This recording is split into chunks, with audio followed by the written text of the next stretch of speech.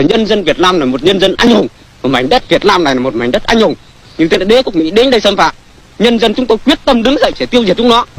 Này tổng thống Johnson, người hãy công khai trả lời trước nhân dân Mỹ và nhân dân thế giới câu hỏi này: ai đã phá hoại hiệp nghị Geneva?